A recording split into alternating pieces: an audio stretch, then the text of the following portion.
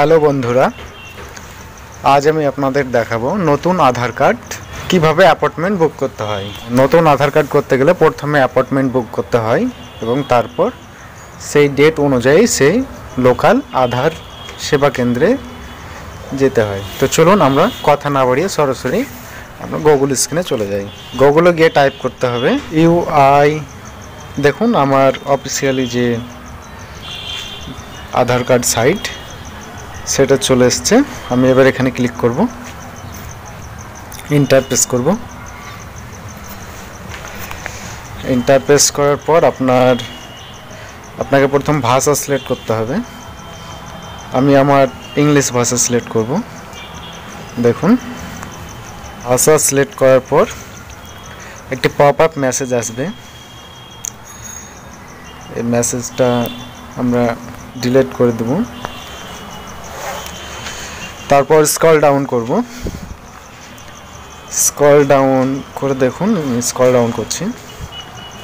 Scroll down করে gate আধারের মধ্যে যে বুক অ্যান্ড অ্যাপয়েন্টমেন্ট আমরা এবার বুক অ্যান্ড অ্যাপয়েন্টমেন্টে ক্লিক করব। তো দেখুন আমি ক্লিক করলাম। ক্লিক করার পর আমার যে লোকাল আধার সেবা কেন্দ্র আছে সেটা আমাকে সিলেক্ট করতে বলবে। তো দেখুন এই দেখুন আমার সিলেক্ট সিটি অ্যান্ড লোকেশন, আমি এইখানে ক্লিক করব। ক্লিক করার পর আমার যে লোকাল আধার সেবা কেন্দ্র আছে আমি সেটা সিলেক্ট করে নেব। তবে আপনাদের যেটা লোকাল হবে আপনারা সেটা সিলেক্ট করবেন। তো আমি আমারটা সিলেক্ট করে নিলাম।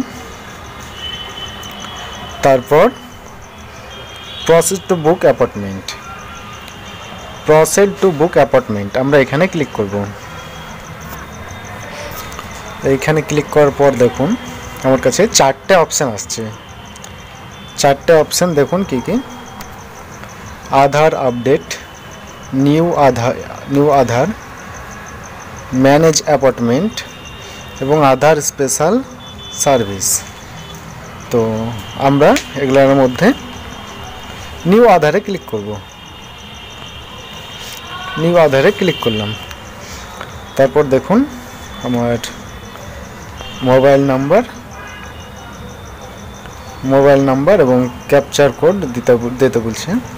তাই মোবাইল নাম্বার এবং ক্যাপচার কোড দিয়ে দেবো। মোবাইল নাম্বার,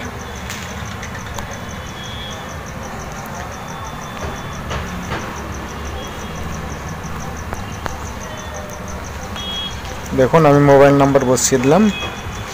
এবার ক্যাপচার কোড বসিয়ে দেবো। www.d4 তো দেখুন আমি মোবাইল নাম্বার এবং ক্যাপচার কোড বসিয়ে দিলাম। এবার আমি জেনারেট ওটিপিতে ক্লিক করব। তো জেনারেট ওটিপিতে ক্লিক করলাম। ক্লিক করার পর দেখুন একটি ওটিপি আসবে। ওটিপিটা আসবে, আমরা একটু ওয়েট করব। দেখুন আমার ওটিপি চলে এসছে। এবার আমি ভেরিফাই ওটিপিতে ক্লিক করব। ব্যাস, ভেরিফাই ওটিপিতে ক্লিক করার পর আমার এখানে দেখাবে, দেখুন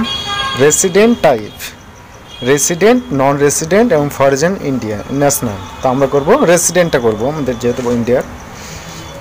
তো যেহেতু অ্যাপার্টমেন্ট টাইপ তাই এটা এনরোলমেন্ট হবে। যেহেতু প্রথম অ্যাপ্লিকেশান ভেরিফিকেশান টাইপ, মানে আমরা অ্যাপ্লিকেশানের ডকুমেন্টস দিয়ে আমরা করব।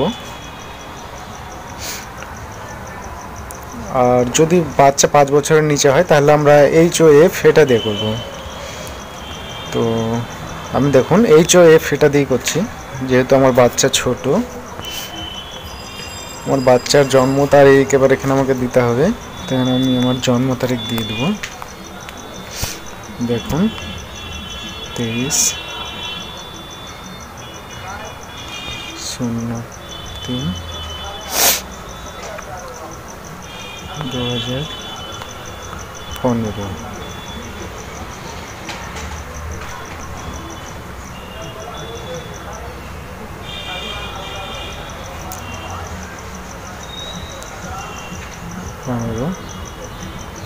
তারপর দিয়ে দেবো স্টেট, আমার যে স্টেট সেটা আমি স্টেটটা দিয়ে দেবো ওয়েস্ট বেঙ্গল। তারপর সিটি দেখুন আমার সিটি আমি দিয়ে দিলাম। তারপর আধার সেবা কেন্দ্র, এটা ASK মুর্শিদাবাদ, এটা অটোমেটিক এটাই আসবে। তারপর আমি ক্লিক করব নেক্সট বাটনে আমি ক্লিক করব। দেখুন আমি নেক্সটে ক্লিক করলাম। নেক্সটে ক্লিক করার পর আমার কাছে এখানে আসলো ফুল নেম, আমি এখানে নামটা দিয়ে দেবো RANISK Roni Sheikh. Name proof আমি দিয়ে দেবো আপনার রেশন কার্ডটা দিয়ে দেবো। নেম প্রুফ, জেন্ডার হচ্ছে মেল, দেখুন আমি মেল করে দিলাম। ডেট অফ বার্থ এটাই থাকবে। Email ID optional. তারপর আপনি আপনার পিনকোড দিয়ে দেবেন। দেখুন আমি আমার পিনকোড দিয়ে দিলাম 4। আমি আমার পিন নম্বর দিয়ে দিলাম। তারপর ভিলেজ সিলেক্ট করতে বলবে, আমি ভিলেজ সিলেক্ট করলাম। দেখুন আমি আমার ভিলেজ সিলেক্ট করে দিলাম। তারপর পোস্ট অফিস সিলেক্ট করতে হবে, পোস্ট অফিস সিলেক্ট করলাম। তারপর ডিস্ট্রিক্ট অটোমেটিক সেট হয়ে থাকবে, স্টেটও সেট হয়ে থাকবে। তারপর কেয়ার অফ মানে বাবার নাম, দেখুন আমি বাবার নাম এখানে দিয়ে দিচ্ছি আসিফ শেখ। দেখুন আমি বাবার নাম দিয়ে দিলাম। তারপর বাড়ির নম্বর আমি দিয়ে দিচ্ছি 09। তারপর দেখুন স্টেট বা রোডের নাম আমি দিয়ে দেবো, আমি আমার রোডের নাম দিয়ে দিচ্ছি।